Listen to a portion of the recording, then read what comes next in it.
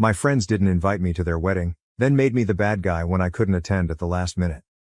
Original post. Sorry for the long story. I added a TL.dr.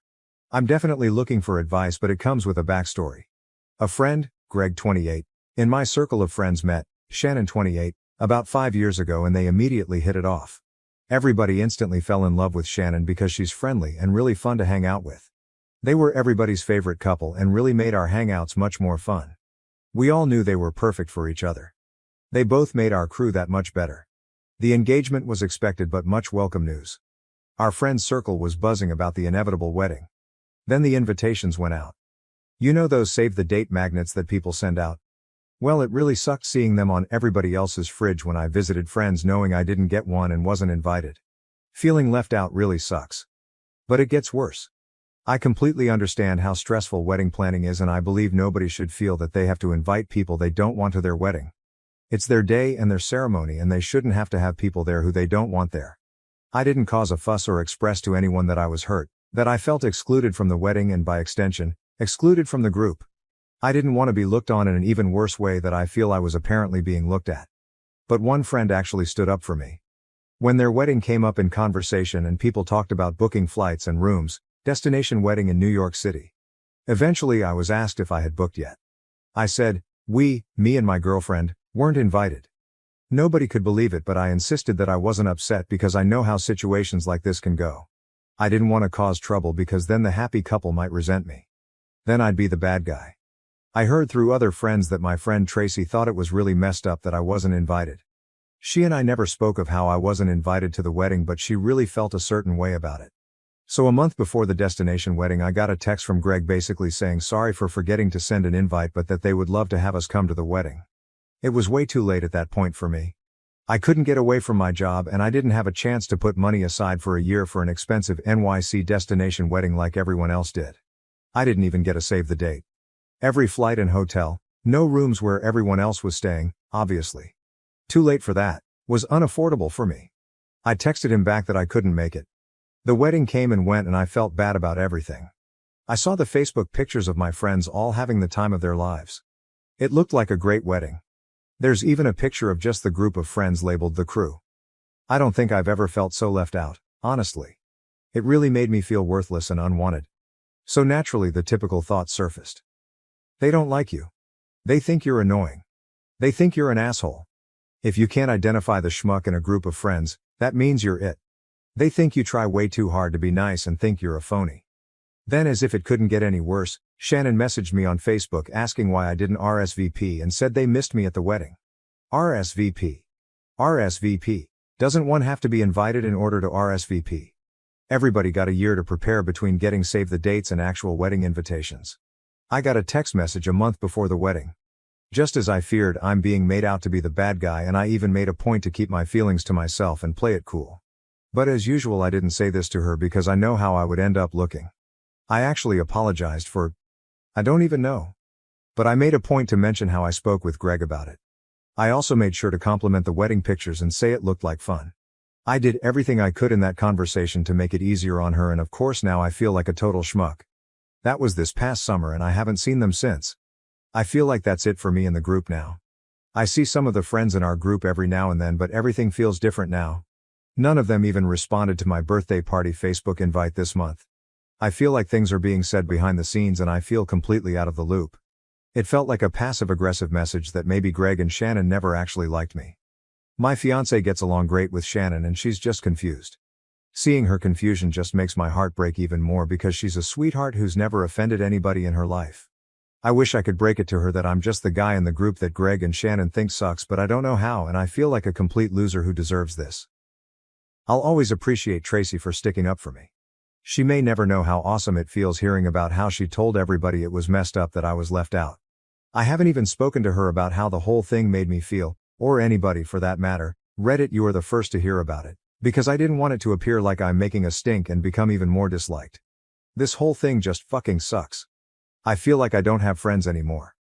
And to make it worse, soon I'll have a wedding of my own, and I'm afraid I won't have any friends there, except for Tracy, of course.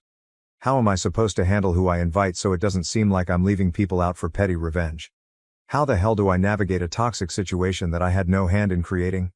I still feel like I'm in the dark or could be overreacting. What the hell? TL.ER, friends forgot or chose not to invite me to their wedding. After a friend stuck up for me, I was invited via text message, with little notice, had to decline, then asked why I didn't RSVP and that I was missed.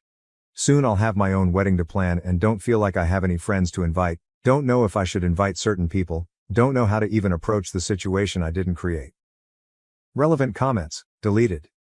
Dude, you clearly tell them you are not respected like the others. Cut them out, this is about self-respect. Find new friends, don't turn back. OOP, thanks for reading and responding. Yeah, I've been thinking, I guess I can have my younger brother be the best man and just not have groomsmen, considering the circumstances. It's just fucked how I did everything I could to avoid looking like the bad guy, yet here we are. I'm the bad guy regardless of anything I did. Doc. Just that totally sucks. I would be hurt too. Do you think maybe Greg was in charge of sending invites to his friends and forgot? Or it got lost in the mail? I had an invite returned to me 1 month after I sent it, but thankfully I'd sent a save the date and sent my invite super early, so it ended up being fine, but if I hadn't, one of my cousins might have incorrectly thought she was excluded. It sounds like Shannon, at least, thought you were sent an invite if she was upset you didn't RSVP. You actually did RSVP by texting Greg back, but it sounds like she thought you'd been sent an RSVP response card. OOP. Yeah, it could just be a simple misunderstanding, but word seemed to get around early that I didn't get a save the date and even later didn't get an invite either. Tracy especially seemed to make sure everybody was aware that she wasn't happy about my exclusion. The other friends I spoke to didn't even suggest that it could have been a mistake, almost like they knew something I didn't but didn't feel comfortable saying it. Only one person even spoke up on my behalf. Update. I half took everyone's advice and brought it up with Tracy. She just confirmed that Shannon was full of shit when she asked me why she didn't get my RSVP and wanted to absolve herself of guilt. I'm not sure if they forgot or if I just wasn't invited yet, but Tracy said we'd talk about it more tonight when she gets out of work. Final update. I spoke about it in depth with Tracy. It turns out Greg's best man, someone who was never in the gang but grew up with Greg, always hated me and Greg thinks I'm annoying. Shannon later felt bad they chose not to invite me and pressured him to invite me over text knowing I wouldn't be able to make it. Also, it wasn't only Tracy who thought it was wrong that I didn't get an invite, and the chatter is what made Shannon ask me why I didn't RSVP, to make it seem like my invite was lost in the mail. It feels better knowing this because, like I said, they don't have to have people they don't want at their wedding. But knowing Greg doesn't like me fucking hurts because I always thought we were friends. Turns out he's the phony. Unfortunately, everybody else, except for Tracy and a few others, liked Greg more than me, so they kinda felt like they had to choose a side after Tracy. And a few others, it turns out, brought up why I didn't get invited. Lots of people are feeling guilty about this, apparently. They still felt like they had to choose a side for whatever reason. Probably because most of them went to high school with Greg. Oh well, that's life. Thanks for the advice about being more assertive. Those of you who were polite about it were very helpful. Thanks. Relevant comments, deleted. Yeah, you don't need those two-faced assholes in your life. Congratulations on finding out before they borrowed money from you. When they get divorced, you can reach out to Greg and tell him that he deserves it.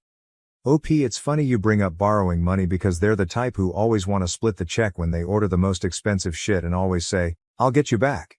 And I don't trust Venmo. I'll just give you cash when I go to the ATM, and don't. On the plus side, I don't have to pay for part of their steak and lobster dinners anymore. Will OOP invite Greg, Shannon and the best man to his wedding? I don't think it would be right to force anybody to choose sides, because that feels inappropriate to do to friends. I think everybody who stood up for me gets an invite.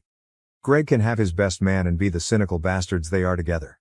Honestly, nobody really likes the best man all that much because he's always acted like an obnoxious asshole when he's been around us. They can have each other when told to talk to Greg directly and get it from the source, actually got confirmation, and an apology, from someone else. Not everybody was cool with it, but she's the only one who really has a spine and spoke up for me.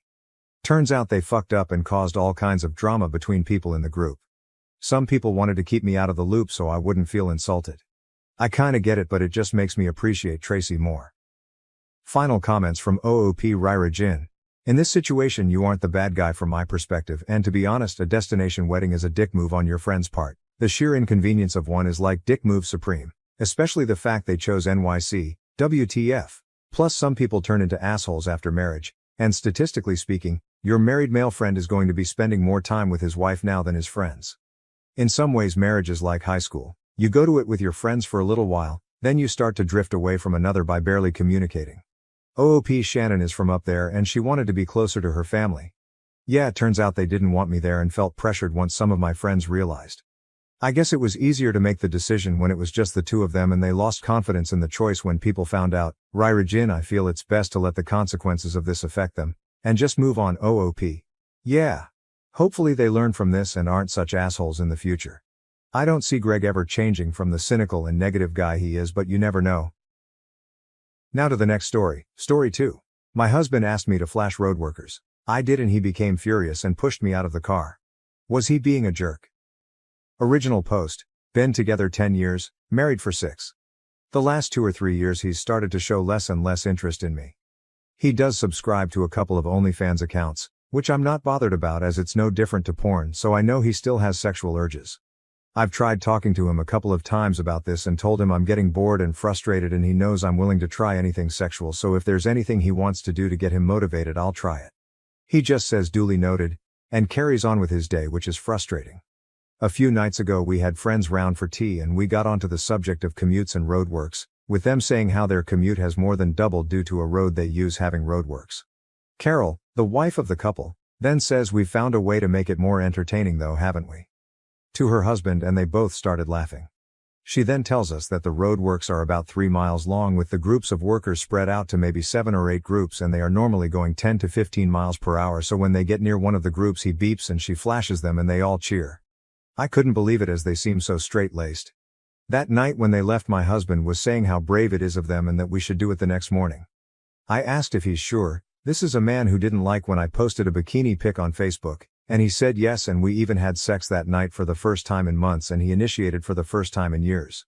The next morning we were both at work and as soon as he woke up he mentioned me flashing. I asked if he's sure and it wasn't just horny talk and what if the men don't want to be flashed. He said he's sure and all men want to be flashed. We drive to the road and we see a group of workmen and my husband gets all giddy and says, "Are you ready?" I say yes and he says now. And beeps his horn and I lift my top up and they all cheer. We are going about 10 miles per hour when suddenly he slams his brakes on and tells me to get out. I was in shock. His face is red with anger and he's shouting, "Get out you fucking slag." I start crying and he's leaning over me opening my car door and then takes off my seatbelt and starts pushing me out. The cars behind are beeping as he's stopped traffic and he's yelling at the top of his voice. By now the workers have heard the commotion and 2 of them are rushing over to help. I turn to look at them and I do. He pushes me really hard and the top half of my body falls out of the car and I put my hands down. One of the workers is screaming at my husband and starts trying to open his door. The other worker is by me and quickly drags me out of the car. He told me afterwards he saw my husband put the car in gear and thought he was going to drive off with me hanging out the car.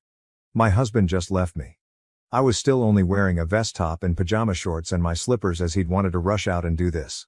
My phone was in his car and I didn't have any house keys. One of the workers took his jacket off and wrapped me up in it.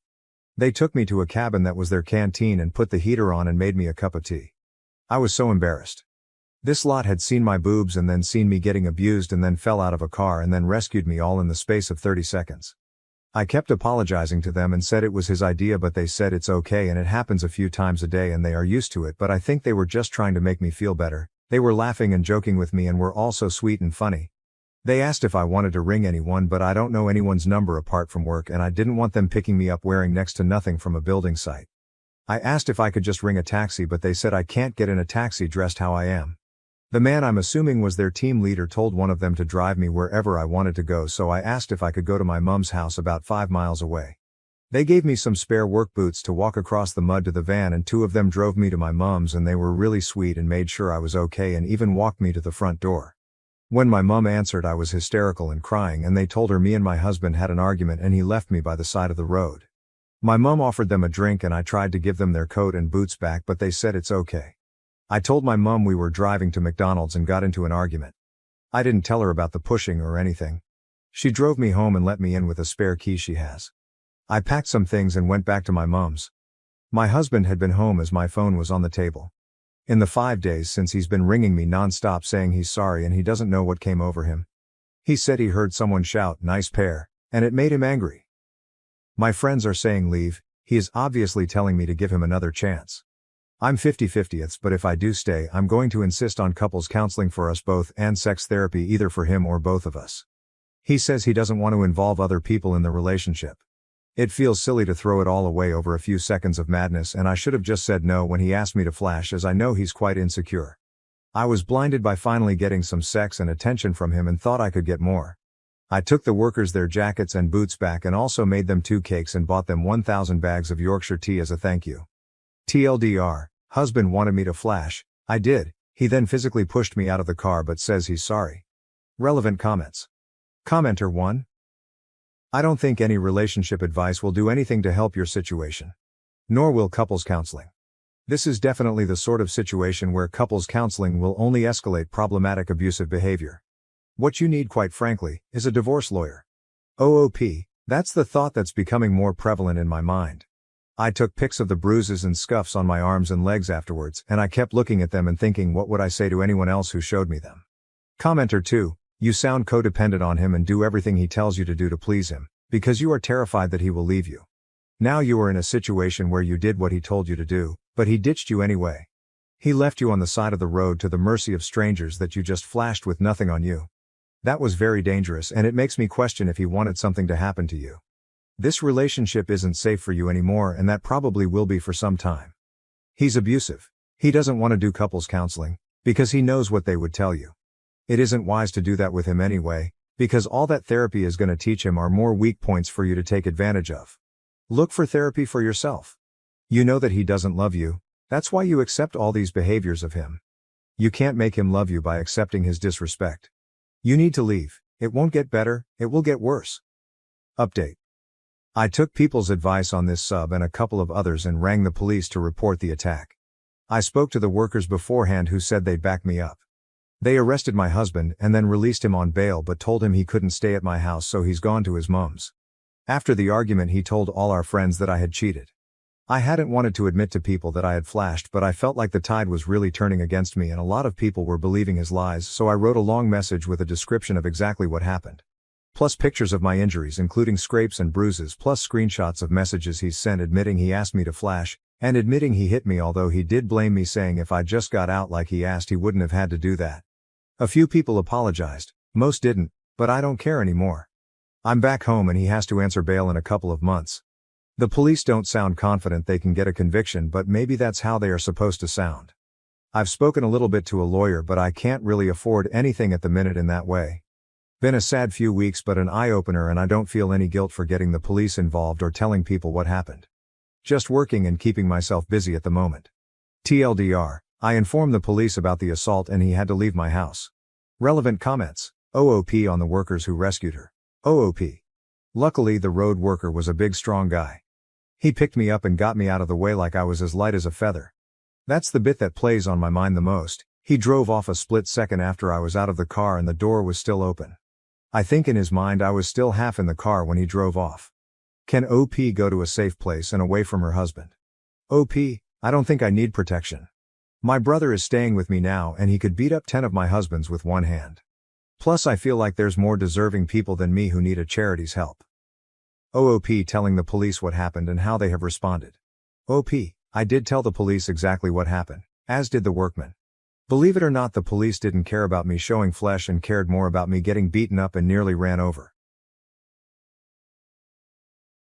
Thank you for watching. If you haven't subscribed yet, please do so and hit the notification bell to stay updated with more shocking real-life stories happening around you.